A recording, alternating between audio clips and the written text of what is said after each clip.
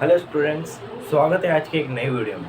इस वीडियो में अपन जानने वाले हैं एक ऐसे टॉपिक के बारे में जो कि वेरी वेरी इंपॉर्टेंट टॉपिक है। यही टॉपिक आप लोगों ने 10th क्लास में पढ़ा था और अब 12th में पढ़ रहे हो। 12th क्लास का वेरी वेरी इंपॉर्टेंट टॉपिक आ रहा है ये चैप्टर 6 का है बेटा। चैप्टर 6 है जिसका नाम है विकास, यानी कि डेवलपमेंट से रिलेटेड चीज़ें हैं ये। पूरा चैप्टर तो देखो बहुत टाइम लग जाता है पढ़ने लिखने में और उनको नोट्स बनवाने में, तो वो चीज़ तो ऑनलाइन नहीं हो पाएगी। कल ही मैंने 2 वीडियोस अपलोड की थी, तो मैंने आज सोचा कि एक वीडियो और अपलोड कर दिया जाए। ठीक है, तो विकास से रिलेटेड, डेवलपमेंट से रिलेटेड एक टॉपिक आता है इसके अंदर। वो टॉपिक आता है कि तुलनात्मक शारीरिकी व आकारिकी के प्रमाण, यानी कि जो प्रमाण थे, अब जो वैज्ञानिक हुआ करते थे उन्होंने क्या किया, बहुत सारे ऐसे चीज़ें देखी जो विकास को प्रदर्शित कर रही थी। जैसे कि for example development of human, यानी कि जो मनुष्य का विकास है, हमारा जो विकास है वो कैसे हुआ है, उस चीज़ को अगर आप लोग यूट्यूब पर देखो तो हज़ारों वीडियो मिल जाएगी। और बाकी वो बता भी ऐसे रखिए जैसे बंदर से होता है, आप लोग बचपन से सुनते आ रहे हो ये चीज़ कि मनुष्य का जो निर्माण हुआ है वो किससे हुआ है, बंदर से हुआ है। तो जो निर्माण हुआ है बेटा, उसमें एक तरीके डेवलपमेंट हुआ ना, कि पहले जो बंदर हुआ करते थे, इंसान जो बंदर था उसमें पहले बालों की अधिकता थी, मानसिक जो है मानसिक कम विकसित था। तो उस चीज़ को क्या बोला गया, विकास। आज की तुलना में पहले का मनुष्य कैसा था, बहुत पिछड़ा हुआ। आज हम लोग डिजिटल माध्यम में आ चुके हैं, हम लोग इतने काम कर रहे हैं, ऑनलाइन माध्यम से एजुकेशन ले रहे हैं, कोई भी वीडियो वगैरह देख रहे हैं, यूट्यूब वगैरह सब कुछ चल रहा है। तो कितना डेवलपमेंट हुआ। तो यही चीज़ क्या कहना है कि डेवलपमेंट, विकास हो रहा है, बस ये चीज़ विकास कहलाती है कि किसी भी चीज़ में जो है परिवर्तन हो रहा है, वृद्धि हो रही है, किसी चीज़ में कमी हो रही है। इसी तरीके से आज एक टॉपिक पढ़ने वाले, तो चलिए उसके बारे में डिस्कस करते हैं। ठीक है, तो वो है तुलनात्मक शारीरिकी व आकारिकी। जब भी अदालत वगैरह में इनमें फैसले होते थे, जैसे वैज्ञानिकों के हिसाब से, एक वैज्ञानिक था बिजमान, जिसने एक और वैज्ञानिक का जो है सिद्धांत गलत साबित कर दिया था। तो वो ऐसे क्या था कि जो हमारे उपार्जित लक्षण होते हैं वो वंशागत होते हैं। जब तो बिजमान ने क्या किया, उस तथ्य को गलत साबित किया। वो ऐसे कि उसने चूहे की जो है पूंछ काट दी है, आप लोग जानते होंगे। बहुत सारे चूहों की उसने पूंछ जो है काटता गया, पीढ़ियों तक काटता गया, 4-5 पीढ़ी तक उसने काटा, लेकिन हर पीढ़ी के अंदर पूंछ जो है पूरी लंबी ही आई, कटी हुई किसी में भी नहीं आई। तो उसने ये एक तरीके से सिद्ध कर दी बात कि जो हमारे उपार्जित लक्षण होते हैं वो वंशागत नहीं होते। यही चीज़ आप लोग हमारे अंदर भी देख ले। कोई अगर इलेक्ट्रॉनिक्स के बारे में अच्छा जानता तो ज़रूरी थोड़ी कि उसके आने वाली संततियों को पहले से ही पता रहे कि वो जो है इलेक्ट्रॉनिक के बारे में जानता है, नहीं रहेगा उसे पता, क्योंकि ये एक उपार्जित लक्षण है जो मनुष्य अपने जीवन में अर्जित करता है, या जीव अपने जीवन में जो है अर्जित करता है। ठीक है, अब इसके बारे में समझते हैं बेटा। क्या समझते हैं सर, कि जो प्रमाण रहे, जो वैज्ञानिकों ने प्रमाण अदालतों में इनमें दिए सिद्ध करने के लिए कि यार ये चीज़ ऐसे हुई है, ये चीज़ ऐसे हुई है, तो उस चीज़ के बारे में हम लोग जानते हैं, सीखते हैं और समझते हैं। तो इसके अंदर देखो, तुलनात्मक शारीरिक व आकारिकी जीवों के बीच समानताओं व भिन्नताओं को प्रदर्शित करती हैं यार। एक तो आकार दिख रहा है आपको, बस ओनली बाहरी आकृति दिख रही है, जिसको नॉर्मली बोला जाता है शारीरिकी, यानी कि शरीर। जैसे मेरे ये 2 हाथ दिख रहे हैं, ये धड़ दिख रहा है, ये सर वगैरह दिख रहे हैं, तो ये चीज़ तो आप लोग कैसे पता लगा रहे हो, शारीरिक के माध्यम से। वहीं अगर आकारी की बात कर दी जाए तो आकारी की में अंदर वाली चीज़ आ जाएगी, हृदय वगैरह ये चीज़ें आ जाती है। इसको ज़्यादा डीपली नहीं पढ़ना है, बस समझ लेना है थोड़ा बहुत कि शारीरिक और आकारी के अंदर वाली चीज़ें हो जाती है। यही चीज़ हम लोगों ने 11th में प्लांट्स में पढ़ी थी, पुष्प पादपों की आकारी की, पुष्प पादपों की शारीरिक। ठीक है, तो ये क्या करते हैं, एक तरीके से समानता व भिन्नताएं प्रदर्शित करते हैं, जिसके कुछ प्रमाण निम्न हैं। अब 4 प्रमाण तो नॉर्मली हमें देखने को मिलेंगे, उसके बाद आगे के अगली वीडियो में देखेंगे। पहला आता है, ये बेटा इंपॉर्टेंट टॉपिक है तो इसको जरूर समझ लेना। इसके अंदर पहला आएगा, वो आपके आएगा समजात अंग। क्या आएगा वो आपके समजात अंग। सर अब ये समजात अंग क्या होते हैं, तो इसके बारे में जानेंगे। इसे इंग्लिश में बोलते हैं होमोलोगस ऑर्गन। ठीक है, तो होमोलोगस ऑर्गन क्या होते हैं सर? ये कि बेटा ऐसे अंग जिनकी उत्पत्ति समान होती है लेकिन उनके कार्य भिन्न भिन्न होते हैं। ये चीज़ तो थियरी है, ये चीज़ आप लोग रट सकते हो, लेकिन इसके उदाहरण देखेंगे हम डायरेक्ट। आप लोग थियरी लिख लेना, उसके बाद उदाहरण देखना। तो उदाहरण में क्या आएगा, बात समझना बेटा, कि जैसे हम लोग नॉर्मली देख लें, घोड़े के अग्रपाद मनुष्य के जो हाथ में और तब्दील हो जाते हैं, और इसके बाद आती है एक वेल। देखो मैं समझाता हूँ उदाहरण के लिए। वेल, मनुष्य, और क्या आ जाएगा बेटा, मनुष्य और घोड़ा।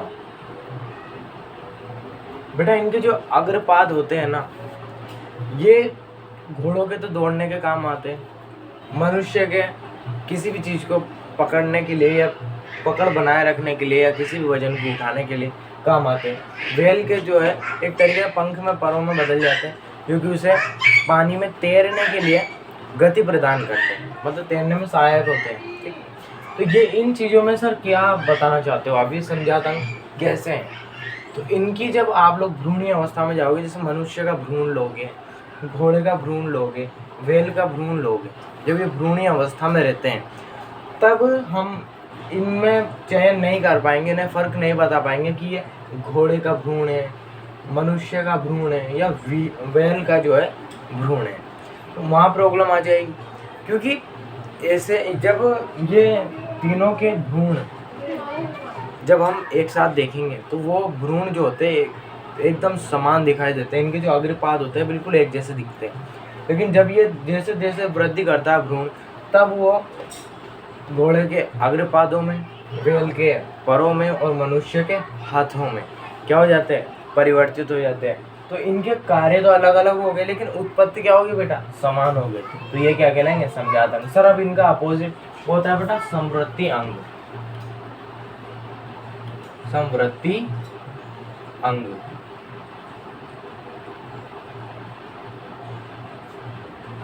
समवर्ती अंग, इसको बोलते हैं एनालोगस।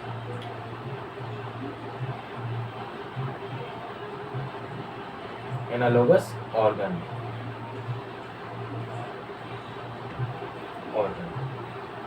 बेटा अब इसके बारे में जानते हैं सर। ये क्या होता है, जिनकी उत्पत्ति तो भिन्न भिन्न होती है लेकिन कार्य समान होते हैं। सर उदाहरण देके समझो, चलो उदाहरण देके समझते हैं। भाई थियरी तो आप लोग लिख ही लेना। देखो इसके उदाहरण सामान्यतः देखे जाते हैं पक्षी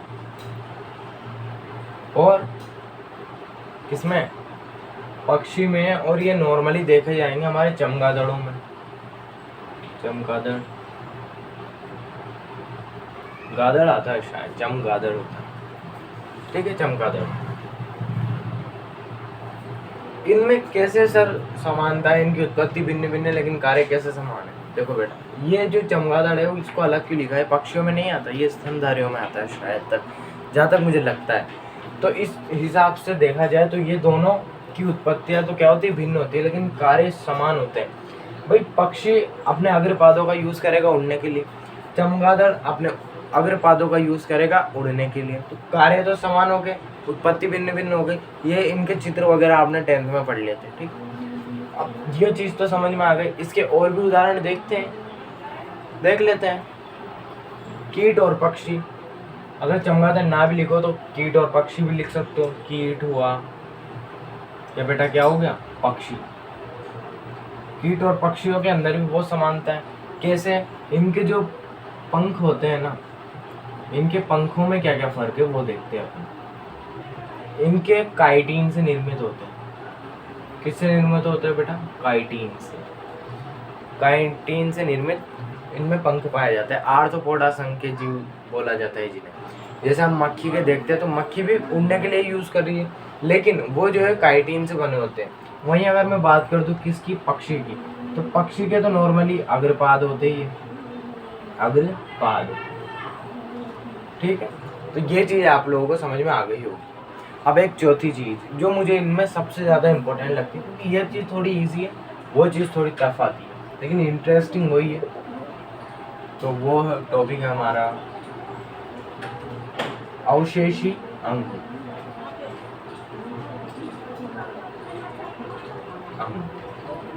बेटा अवशेषी अंग क्या होते हैं सर? ये नॉर्मली तो पहले वाले जो हमारे पूर्वज वगैरह थे उनके अंदर जो है ये कार्यशील थे, लेकिन जब से ह्यूमन का जो है विकास हुआ है तो ये चीज़, ये अंग सिर्फ कैसे रूप में रह गए? अवशेषों के रूप में। थोड़ा उदाहरण देकर समझाओ सर। जैसे अपेंडिक्स का आप सभी ने नाम सुना होगा, उदाहरण के लिए क्या आ जाएगा? अपेंडिक्स। अपेंडिक्स अपेंडिक्स सर, ये अपेंडिक्स क्या होती है? बेटा पुराने समय में जब मनुष्य ने आग का आविष्कार नहीं किया था, तब वो उन्हें पता नहीं था, मनुष्यों को पता नहीं था कि उसे भोजन कौन सा खाना है, पका कर खाना है। पकाते भी कहाँ से, जब आग का आविष्कार नहीं हुआ था। तो जब मनुष्य नॉर्मली पत्ते वगैरह खाया करता था या पेड़ पौधे ही वो खाया करता था, तब ये चीज़ यूज़ में आती थी। और अभी भी ये जो है बकरा बकरियों में या जो भी ऐसे जीव है जो कि नॉर्मली पत्ते वगैरह या हरी सब्जियां वगैरह का सेवन करते हैं, तो उनके अंदर ही विकसित रूप में पाया जाता है अपेंडिक्स। लेकिन मनुष्य को, जब से मनुष्य ने खान पान शुरू किया है, वो भी पचा हुआ या पका हुआ खाना शुरू किया है, तो अपेंडिक्स एक अवशेष अंग के रूप में रह गया, क्योंकि कोई यूज़ ही नहीं रहा। ये पत्तियों में उपस्थित बेटा सेल्यूलोज का पाचन करता है, सेल्यूलोज का। तो सेल्यूलोज जो रहती है, अब तो जब हम नॉर्मली आग पे किसी भी हरी सब्जियों को पकाते हैं तो बस वहीं पर सेल्यूलोज का अर्धपाचन हो जाता है, और थोड़ा बहुत रहता है जो अपने नॉर्मली ऑर्गन से ही कंप्लीट कर देते हैं। इसलिए पाचन तंत्र के अंदर कभी भी अपेंडिक्स को नहीं पढ़ाया जाता, सिर्फ इसका नाम लिखा जाता है चित्र के अंदर। परिशेषिका इसको हिंदी में बोला जाता है। अब हम समझते हैं इसके थोड़े आगे वाली चीज़ पे कि सर एक ही उदाहरण है। नहीं, हमारे जो नॉर्मली नोट्स ऑनलाइन हमें मिलते हैं उसके अंदर 90 अंग ऐसे बताए हैं जो मनुष्य के शरीर में अवशेष के रूप में पाए जाते हैं। जो पूर्वज जो हमारे थे उनमें तो विकसित था, लेकिन आज ये सिर्फ एक अवशेष के रूप में ले गया या अत्यधिक हासिल हो चुका है, मतलब बिल्कुल नॉर्मल रह चुका है, ये कोई अस्तित्व नहीं है।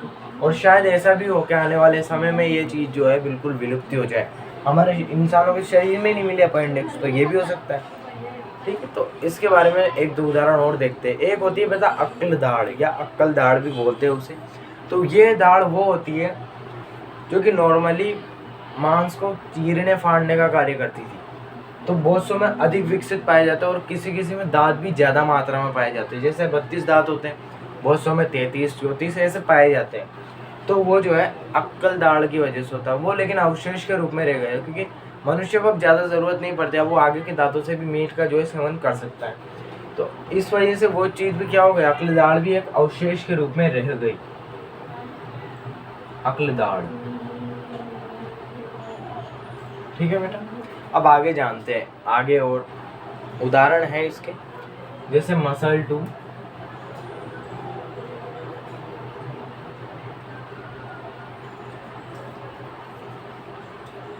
Move years. देखो पुराने समय में माना जाता है ये कि जो हमारे कान हैं उनके जो पल्लव है, कर्ण पिन्ना जिन्हें सामान्यतः बोला जाता है, ये मनुष्य में ऐसी एक तरीके ताकत हुआ करती थी, शक्ति हुआ करती थी कि वो इन कानों को हिला ले, जो कि अभी बहुत कम लोगों में पाई जाती है कि उसको हिला ले। और बहुत समय ये गोलाई जो रहती है ना, एक गोलाई भी एक तरीके से अवशेषी अंग है।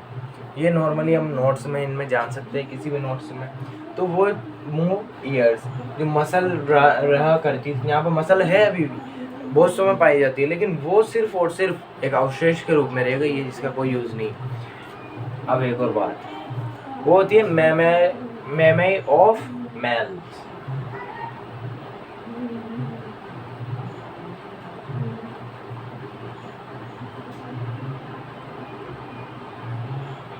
ऑफ मैन, यानी कि मेल के पास भी क्या उपस्थित हो, स्तन ग्रंथियाँ, जबकि उसका कोई यूज़ नहीं है। लेकिन पुराने वक्त के हिसाब से माना जाता है कि शायद ये चीज़ जो है पहले विकसित हुआ करती थी, ठीक। और अभी ये सिर्फ और सिर्फ एक अवशेष के रूप में रह चुकी है। अब बेटा एक अगला टॉपिक आता है इसके जस्ट बाद, अवशेष अंग के बाद, वो होती है पूर्वजता, ठीक है। क्या होती है वो? पूर्वजता।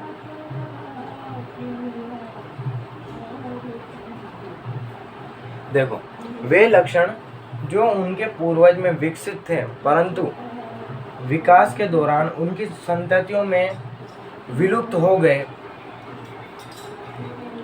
परंतु यह लक्षण पूर्ण जंतुओं में विकसित हो जाते हैं, यानी कि वापस से क्या हो जाते हैं, संततियों में विकसित हो जाते हैं, तो इन लक्षणों को पूर्वजता कहा जाता है। जैसे फॉर एग्जांपल अभी कर्ण पिन्ना वाली बताई कि बहुत समय ऐसी शक्तियाँ पाई जाती है अभी भी, जो भी अपने कर्ण पिन्ना को जो है हिला सकते हैं।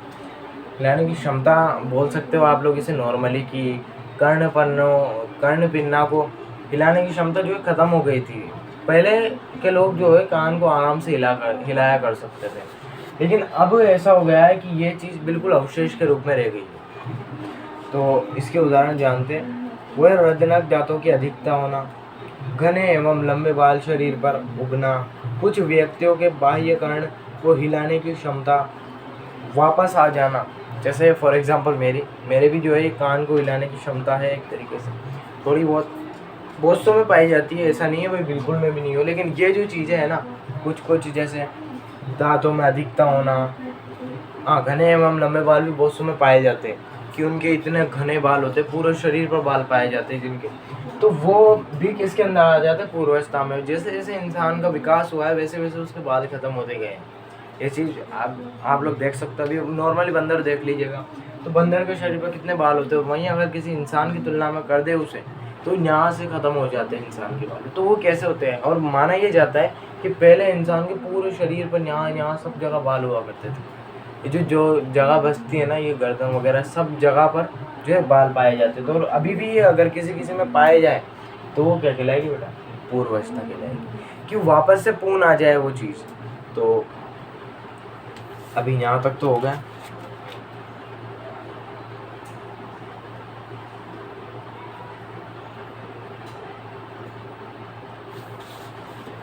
अब मैंने ये सोचा है कि आगे की जो भी चीज़ें हैं, अब मैं अगली वीडियो में शायद तक आप लोगों को जो है जीवाश्म पढ़ाऊँगा। जीवाश्म यानी कि फॉसिल्स, जो कि इम्पोर्टेंट टॉपिक तो है ही। और उसके अंदर एक और बात है कि बच्चों को इंटरेस्ट भी उसी टॉपिक के अंदर आता है कि यार अवशेषों को एक तरीके से वापस से निकालना करना क्या कहलाएगा, जीवाश्म वगैरह। और जो 10,000 साल से पुराने होते हैं उनके बारे में हम लोग जानेंगे। तो आज के लिए बस इतना ही। वीडियो पसंद आई हो तो लाइक का बटन जरूर से दबा दीजिए। और ये समजात अंग, समवर्ती अंग, अवशेषीय अंग, ये तो आप लोग पढ़ ही लें।